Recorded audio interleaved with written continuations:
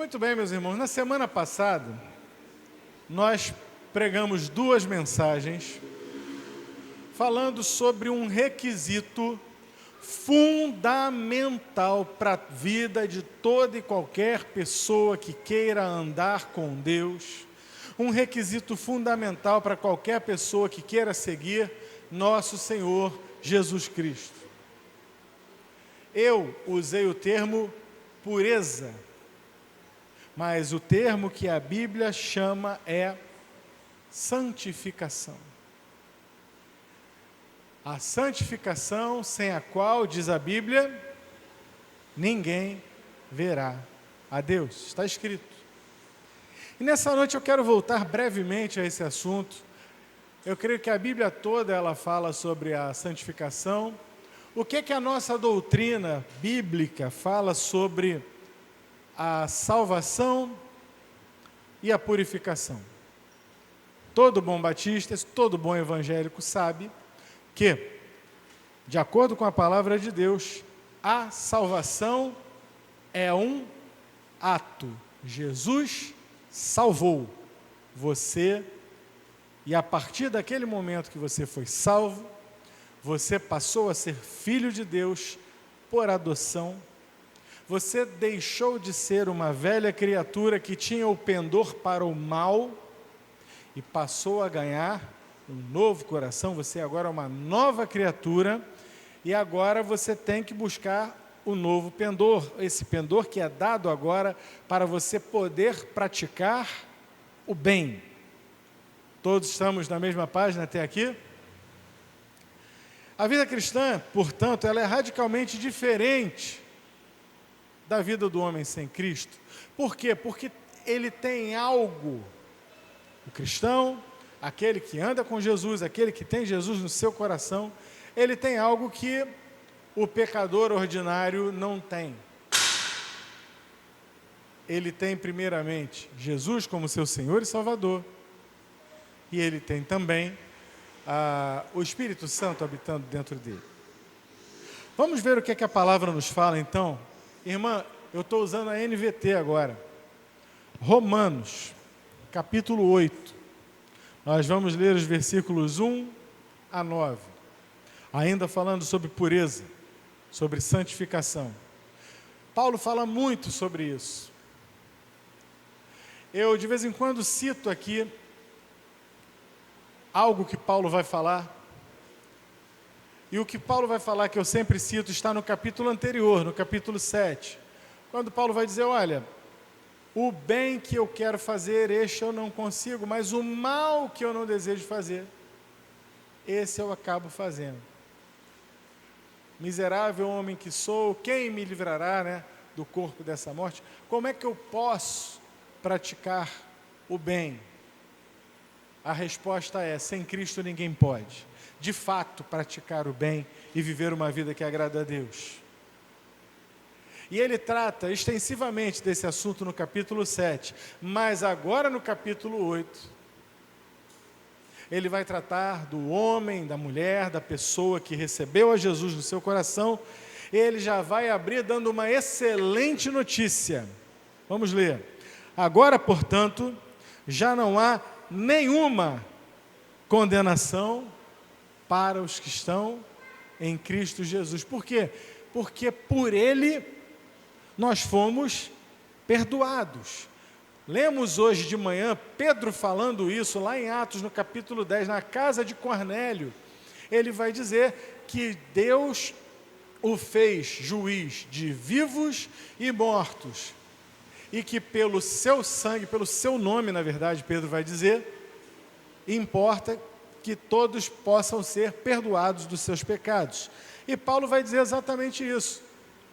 Não há nenhuma condenação, Deus não condena quem é de Jesus, já nenhuma condenação há para os que estão em Cristo Jesus, pois em Cristo Jesus a lei do Espírito que dá vida os libertou da lei do pecado que leva à morte. Ou seja, você vivia uma vida encaminhada para o pecado, com um pendor para uma vida de pecados. E agora, com Cristo, o teu pendor mudou.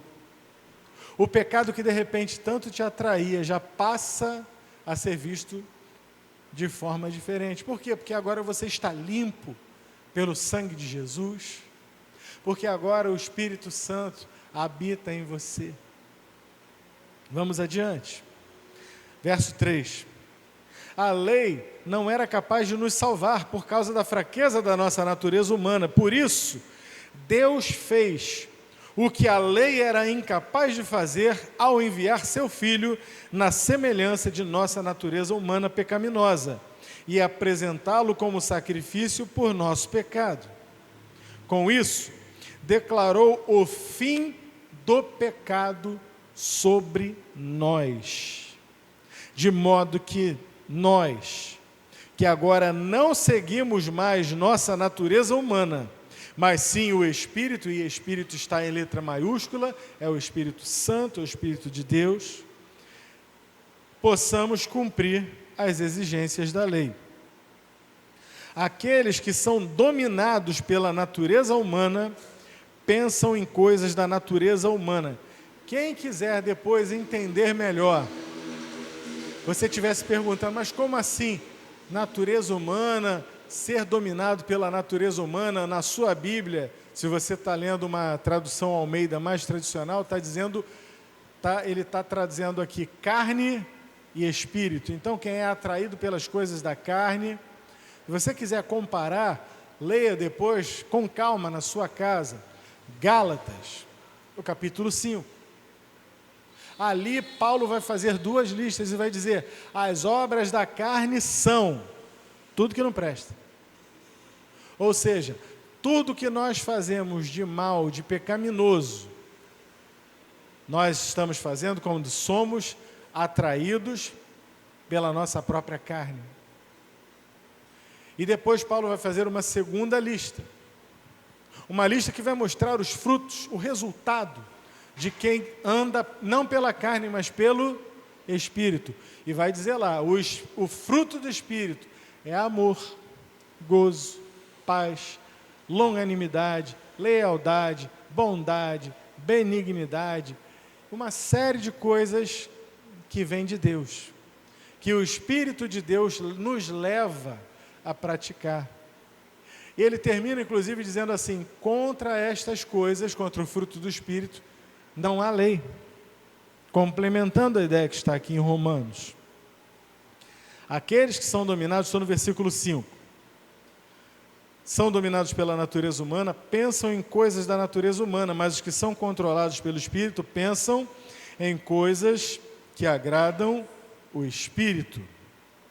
Portanto, permitir que a natureza humana, o pecado, a carne, controle a mente, resulta em morte. Mas permitir que o Espírito controle a mente resulta em vida e paz.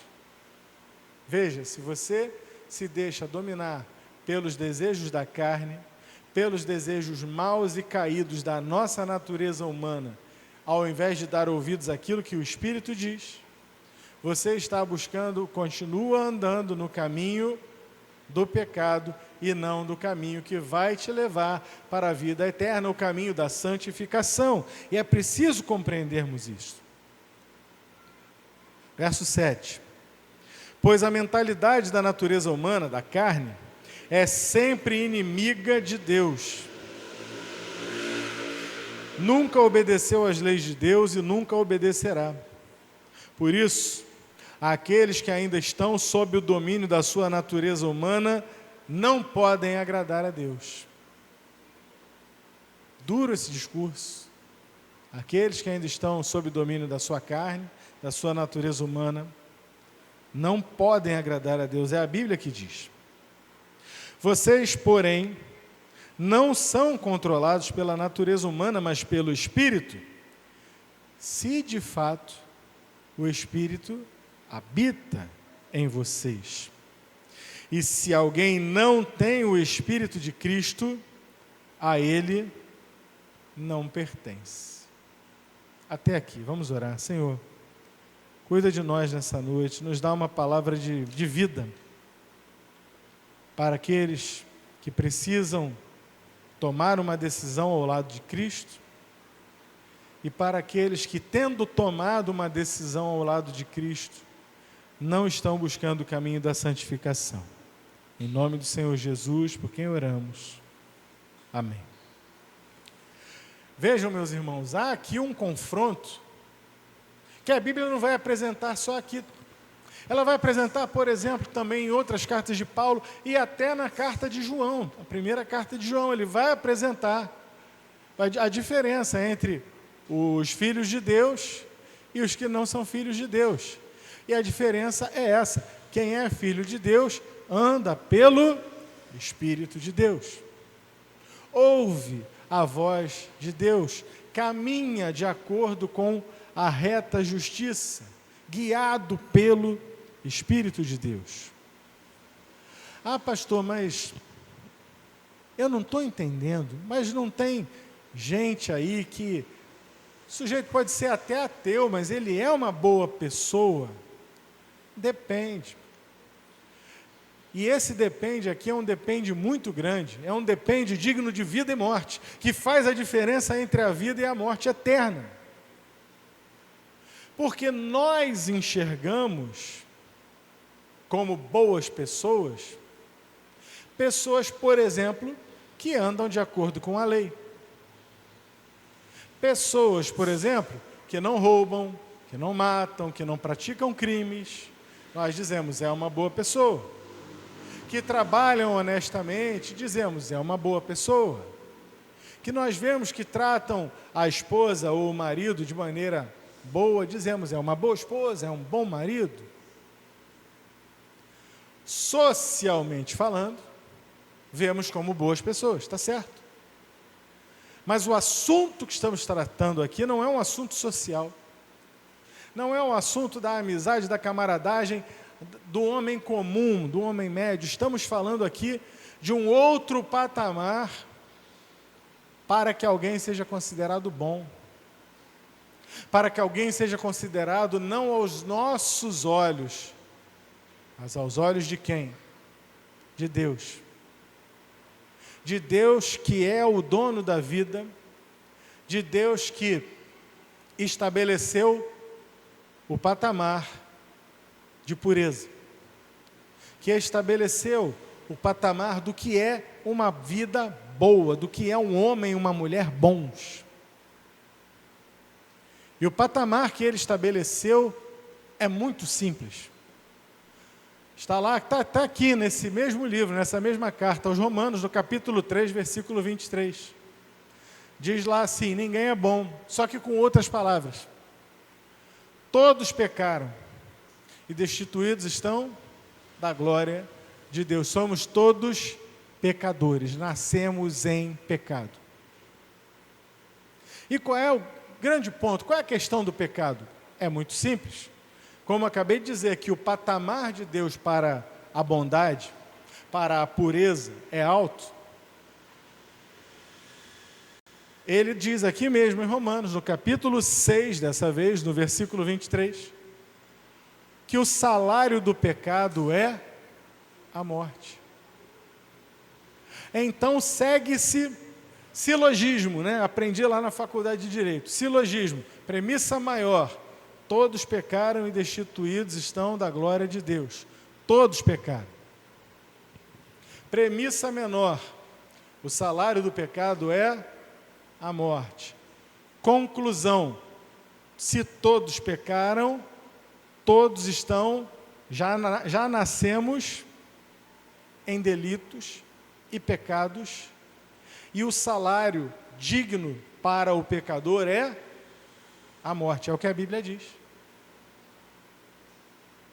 E o Senhor que mandou, que deu essa orientação, que informou isso, por que Ele faz isso? Porque Deus é santo. Algum homem poderia chegar até Deus? De forma alguma. As religiões tentam construir pontes, escadas para chegar até Deus, mas a Bíblia nos apresenta um Deus que fez exatamente o contrário. Ele abriu o caminho do céu, porque só Ele poderia abrir. Nós, sendo pecadores, jamais poderíamos ter comunhão com um Deus que é santo, santíssimo. Portanto, Ele abre a porta do céu. Ele manda o seu Filho, por isso aqui mesmo em Romanos, no capítulo 10, no versículo 13, vai dizer que todo aquele que invocar o nome do Senhor será salvo. Acabamos de ler aqui no capítulo 8, que há um confronto entre a carne, a nossa carne pecaminosa, e o Espírito. O que mais aprendemos sobre o Espírito Santo, que falamos nessa manhã, inclusive? A obra do Espírito Santo é convencer o homem do pecado, eu sou pecador. É convencer o homem da justiça, Deus virá julgar toda a obra de todos os homens. E Ele virá para ser juiz. E quando o Senhor vier em juízo, todo aquele que for encontrado em Cristo estará salvo. Não foi isso que lemos no primeiro versículo? Nenhuma condenação há, já agora, nenhuma condenação há para os que estão em Cristo Jesus.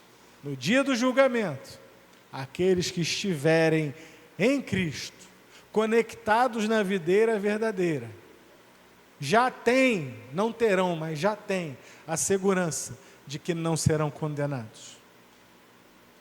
Porém, aqueles que nasceram em pecados, que viveram em pecado, que não se arrependeram do seu pecado, que não tomaram Cristo como seu Senhor, único Senhor e Salvador, que não obedeceram os seus mandamentos, que não se santificaram, infelizmente esses ficarão. E tem muita gente nas igrejas que acha que vai, mas o próprio Senhor Jesus disse o quê? Naquele dia muitos me dirão, Senhor, Senhor, em Teu nome fizemos tantas obras, em Teu nome alimentamos os famintos, em Teu nome expulsamos demônios, fizemos tantas grandes obras. E Ele disse, eu vos direi abertamente, apartai-vos de mim, vós que praticais a iniquidade, nunca vos conheci.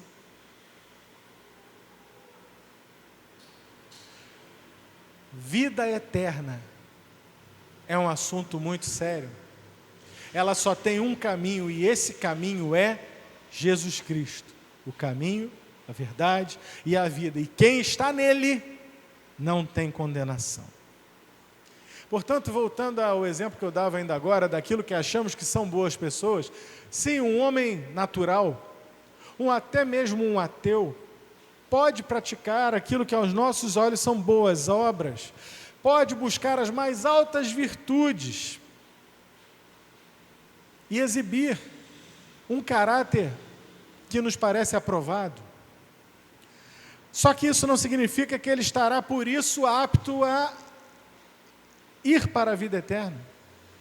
Porque o padrão de Deus não é o melhor dos homens. O padrão de Deus não é o melhor que podemos fazer pelos nossos próprios esforços. O padrão de Deus é o que Ele fez por nós. Acabamos de ler aqui que Deus mandou o seu Filho à semelhança de carne, pecaminosa como a nossa. A semelhança, porque Ele era sim carne, Ele era filho do homem, nascido de mulher. A Bíblia o chama de filho do homem, porque Ele era nascido de mulher, nasceu da Virgem Maria.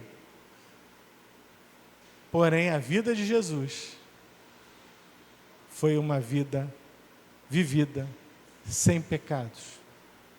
Só Ele, porque viveu uma vida sem pecados, poderia ser apto a nos dar a salvação. O melhor dos pecadores, aquele que peca menos dentre nós, não poderia alcançar nem sequer a sola da sandália de Jesus em termos de santidade. Só Ele é santo. Nós dependemos dEle. Portanto, não entremos nessa de considerar uma pessoa boa, vai para o céu porque faz o bem. Não, de forma alguma, muito pelo contrário.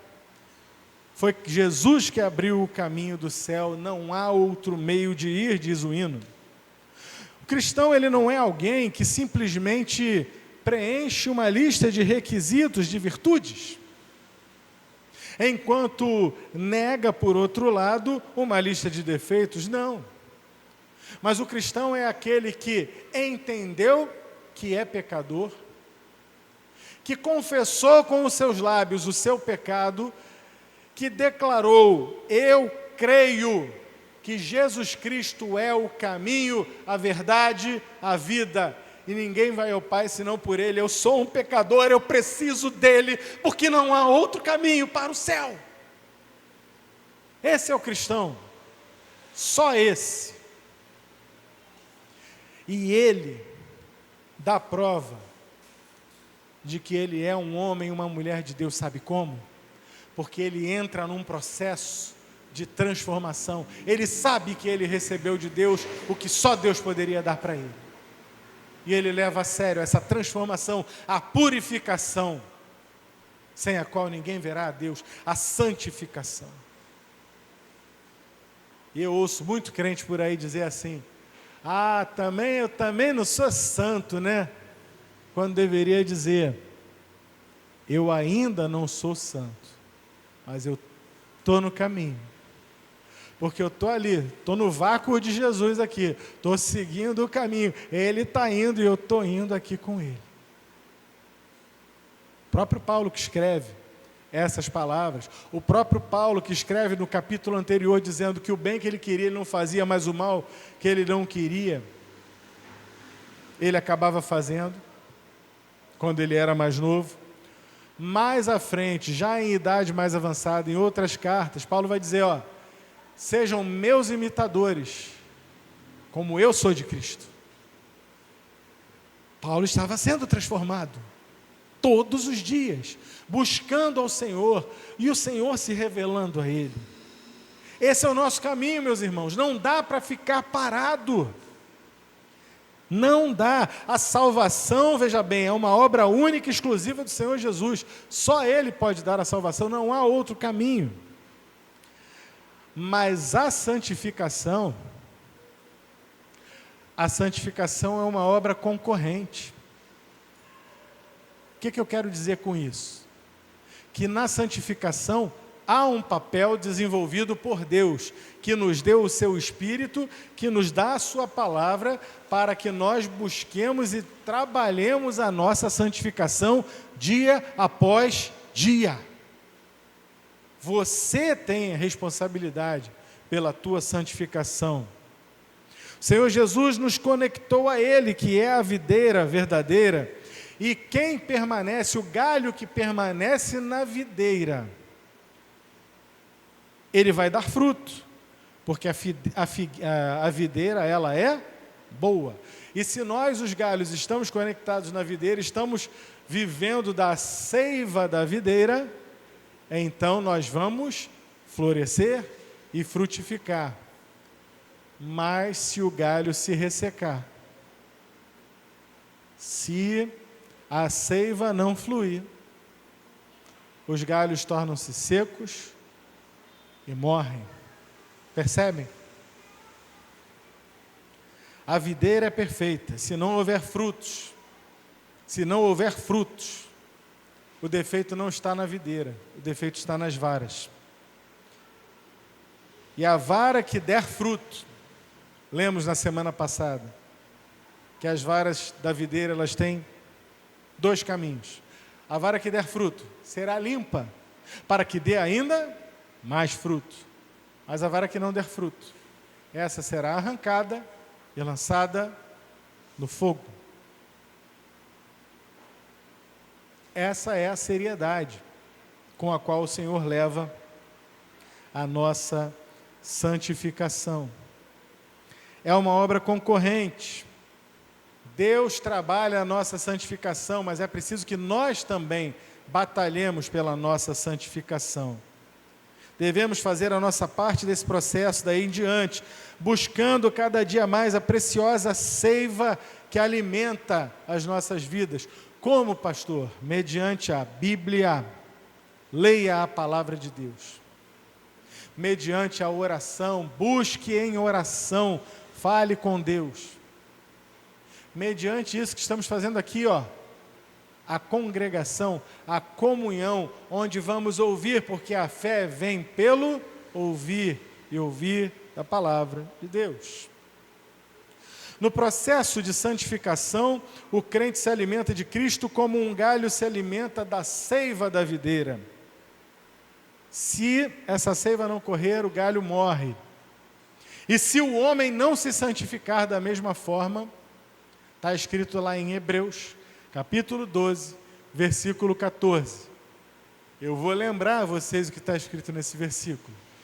Buscai a paz com todos e a santificação, sem a qual ninguém verá o Senhor. Não está dizendo assim, o Senhor vai fazer cair do céu a santificação. Buscai, busquem.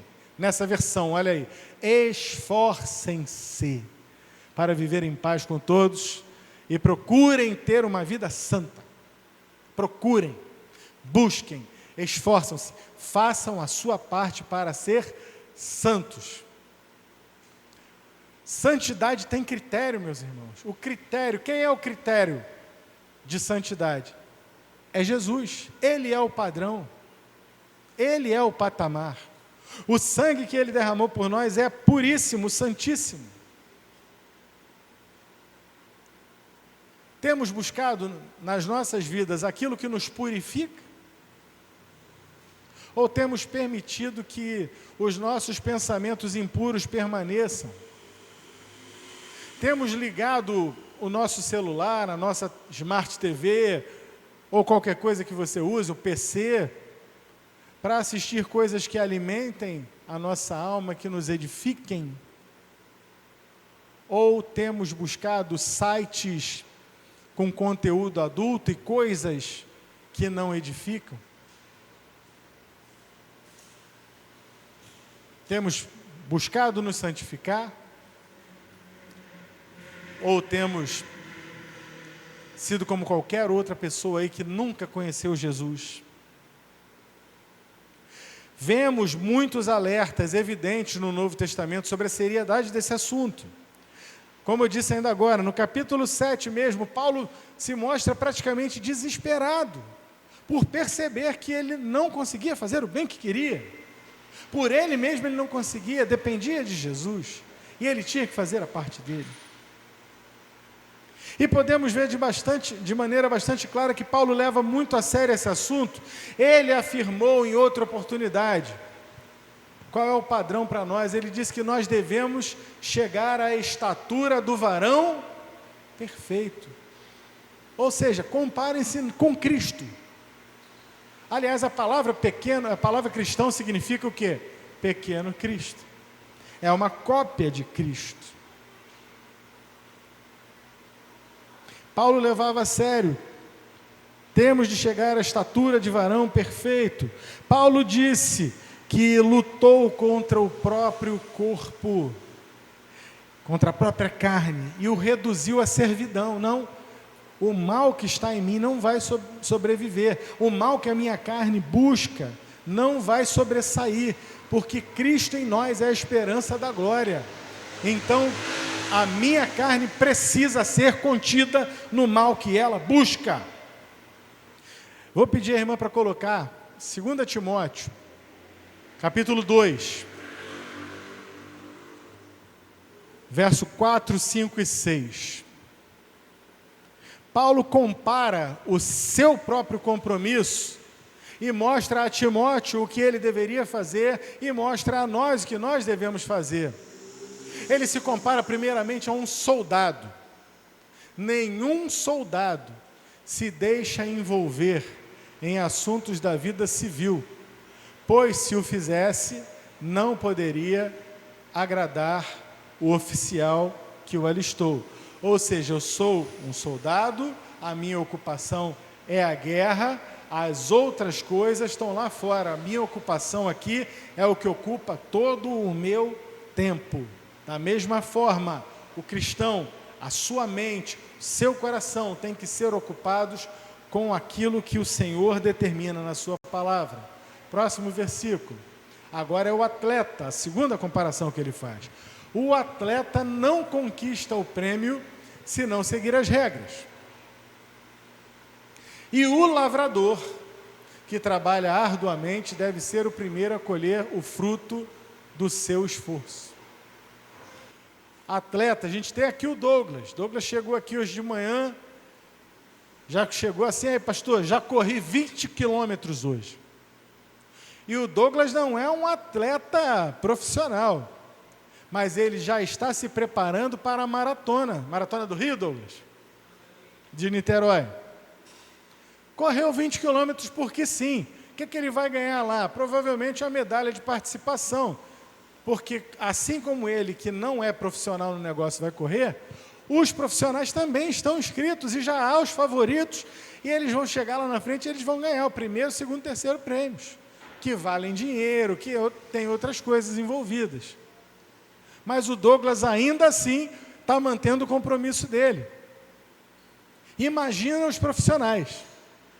Os irmãos estão entendendo? E o compromisso do terceiro modelo que ele mostra, o lavrador. O que o lavrador faz? O lavrador, ele rala. Ele aduba a terra. Ele tira as pedras. Ele ara a terra. Ele prepara a terra. Ele compra humus. Ele prepara a terra com tudo que é necessário. Ele irriga. E quando a terra está pronta e quando é a época propícia, ele faz o plantio. E ele vai acompanhando o plantio e ele coloca algum defensivo, alguma coisa para proteger as plantas, para garantir o máximo de produtividade. O que o lavrador não pode fazer, ele não pode fazer, que é fazer a semente crescer, e não pode também escolher quanto de produtividade ele vai ter. Mas o melhor que ele pode fazer, ele faz. Ele faz o seu trabalho. Por isso ele vai dizer ali, que já que ele trabalha arduamente, ele deve ser o primeiro a colher o fruto do seu esforço. É justo que aquele que tanto trabalhou, usufrua, seja o primeiro a usufruir do seu esforço. Paulo está nos comparando a um lavrador que rala para obter um resultado que vai alimentar a ele e a sua família. Ele está nos comparando a um atleta que se esforça, que treina e que dá o seu melhor, porque sabe que só um vai ganhar o prêmio lá na frente. E ele nos compara a soldados, a alguém que está totalmente comprometido com a vida militar. Nós, da mesma forma, devemos estar totalmente comprometidos com a nossa santificação, porque ela é a nossa vida. Se o mundo se deteriora, se o mundo busca o que é errado, o que é pecaminoso, se o mundo eleva coisas grandiosas que para nós são terríveis, é porque não há parte entre nós e o mundo, porque nós buscamos a santificação. O mundo cada vez mais vai se deteriorando, vai colocando outras coisas cada vez mais terríveis e vai dizendo, olha como isso aqui é bom. E aquele que se santifica olha e diz, isso é pecado. Isso é coisa lá de Sodoma e Gomorra. Sobre isso aí vem o julgamento do Senhor. Isso não pode fazer parte da minha vida. Quantos estão entendendo? Santifica a tua mente.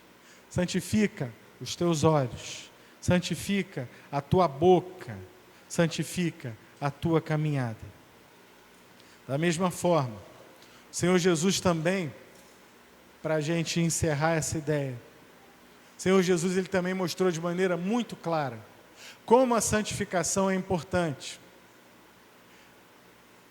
Eu estava assistindo um vídeo de um pastor outro dia em que ele teve uma conversa na sua adolescência com um adulto, e aquele adulto disse para ele assim, quanto você acha que vale o seu dedo mindinho? Não é referência a ninguém, hein, que não tem o dedo mindinho, ninguém. Mas foi a conversa, enfim. Quanto você acha que vale o seu dedo mindinho? Você me daria ele por 10 mil reais? Ele disse, não. Por 100 mil reais? Não, não dou, não está à venda. Não, você não me venderia por 100 mil dólares o seu dedinho? Não. E se eu botar $1 milhão, você me vende a sua mão direita? Ele disse assim, não está à venda, não tem jeito, é algo insubstituível. E aí aquele homem sábio, experiente, vira para esse adolescente e diz para ele assim, pois é,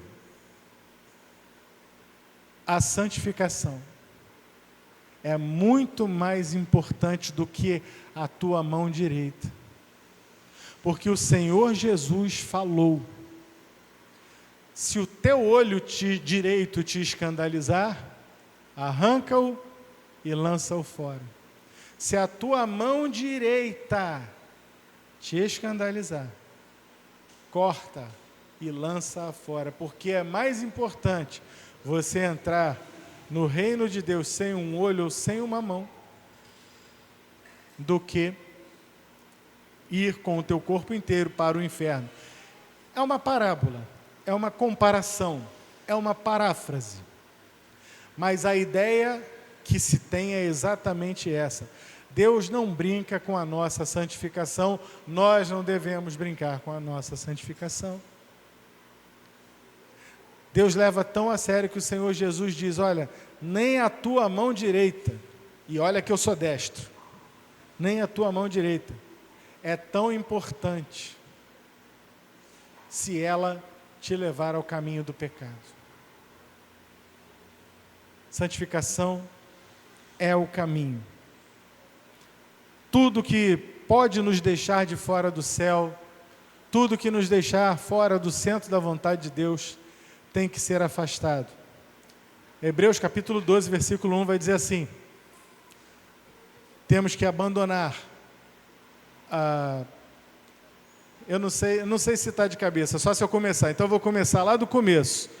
Ora, também nós, visto que estamos cercados por uma tão grande nuvem de testemunhas, deixemos de lado todo o embaraço não é pecado necessariamente, mas é algo que atrapalha o nosso crescimento, a nossa transformação, a nossa santificação, e o pecado, que tão de perto nos rodeia.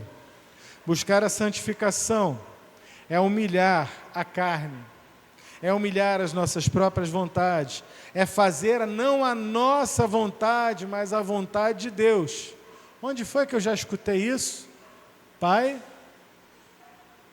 se for possível, passa de mim esse cálice, mas que não seja feita a minha vontade, porém a tua. Ele nos dá o exemplo. A vontade de Cristo não era ir para aquela cruz, mas ele submete-se ao Pai. E nós temos de nos submeter a Ele. A vontade dEle deve prevalecer. É necessário seguir, como acabamos de ler aqui em Romanos 8, seguir o Espírito e não a nossa carne, o Espírito e não a nossa vontade, a inclinação para o bem, para a salvação, para o que é justo, para o que é reto, e não as nossas próprias pecaminosidades. Vimos também que o nosso corpo deve ser servo do Espírito. Agora, volta aí então, irmã, para Romanos 8, que é o texto que nós lemos inicialmente, e eu vou terminar nesse versículo. Veja o que acontece quando nos santificamos ou não. Agora, portanto, não, versículo 6. Portanto, permitir que a natureza humana controle a mente resulta em morte, mas permitir que o Senhor controle a mente resulta em vida e paz. Qual é o caminho que temos escolhido para a nossa vida? Um caminho de santificação que vai nos levar à vida e paz, ouvindo a voz do Espírito, seguindo os ditames e aquilo que o Senhor determina na sua palavra, ou estamos nos enganando com religiosidade. Quero relembrar que sem a santificação, ninguém verá a Deus. Senhor, Tua palavra foi pregada nessa noite. A Tua palavra é poderosa. A Tua palavra está firmada nos céus. A Tua palavra é luz para o nosso caminho, é lâmpada para os nossos pés. E hoje ela iluminou e ela mostrou de maneira muito clara que há um caminho a ser trilhado, que é o caminho da santificação. A Tua palavra nos mostrou de maneira muito clara que não há meio termo, que ou andamos conforme a carne, ou faremos a vontade de Deus conforme o Espírito. A Tua palavra nos mostrou de maneira muito clara as consequências de cada um desses caminhos. Que nessa noite o Senhor possa tocar os corações, que nessa noite o Teu Espírito Santo convença do pecado, da justiça, do juízo. Que nessa noite aquele que parou, que estacionou na vida cristã, que está vivendo uma vida de religiosidade, não consiga conciliar o sono,